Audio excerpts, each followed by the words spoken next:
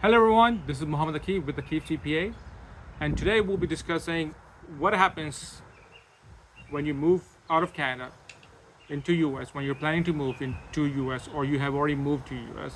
What happens to your main home? How the Canadian side taxes you on the main home, how the US side works, and then we'll be discussing some of the common options that you have, what you can do, and then how you can make this transition easier. So let's get into it. So when you are planning to move or you have already moved, I mean you have a couple options that you can look at. First of all, you can sell your main home in Canada. That's option number one. Option number two is to rent your main home. That's option number two. And option number three is to make it a second home. So these are three options that we'll be discussing today, and then we'll be getting to detail how Canada taxes it, and then how the U.S. side looks at it. So let's say, for example, option number one, if you sell your home. So of course, on the Canadian side, we have a capital gain exemption. So let's say if you sell your home before you move, we have no problems. I mean, there will be no capital gain tax on it, and then you can have all the money after paying everybody off. And then so that's a very simple process. Before you move, you sell it. We don't have to worry about anything on the U.S. side. So what happens if you sell your home after you have moved to the United States? So if you sell your home after you have moved to the United States, technically you have become a non-resident for Canadian tax purposes.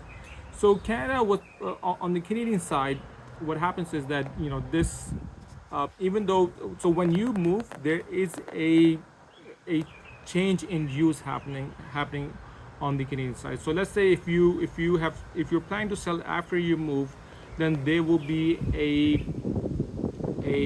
tax withheld 25% on the property when you're selling it, even though if it's a main home. So when you are selling from the U.S., there will be some withholding being done on it. Of course, when you will file a return, you will claim that exemption, and then there should be no taxes on it. But on the U.S. side, of course, there is no unlimited capital gain tax. It's based on your status. Let's say if you're married, filing separately, or single. So if you're single, you get up to 250,000 USD in exemption. Anything above 250,000, you'll be taxed on it. If you're married, that exemption is about 500,000. So that's the total amount of exemptions you can get.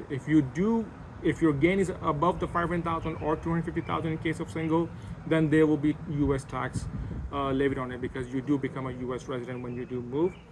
That's what happens with number one option. Let's say, for instance, we're talking about option number two. You make this a rental property. So let's say if you make this a rental property, on the Canadian side, there is a deemed disposition because there is a change of use.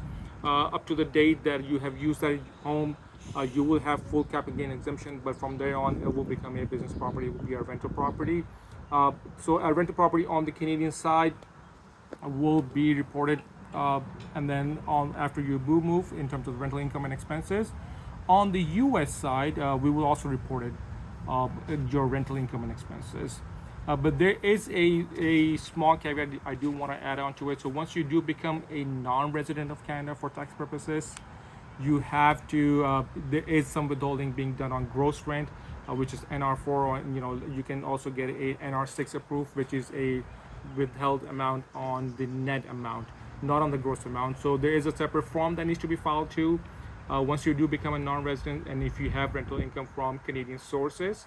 That form is S216. So two or three forms. So NR4 could be applicable, NR6 could be applicable, and S216 that you have to use that form to report your rental income and expenses.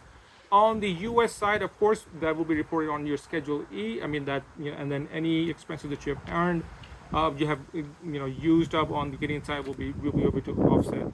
There is one big difference on the Canadian side. The CCA, or the depreciation, is an option, but that is not the case on the U.S. side. You are obligated, you are required to take that depreciation. So there will be some mismatch in terms of the expenses on the U.S. side versus the Canadian side.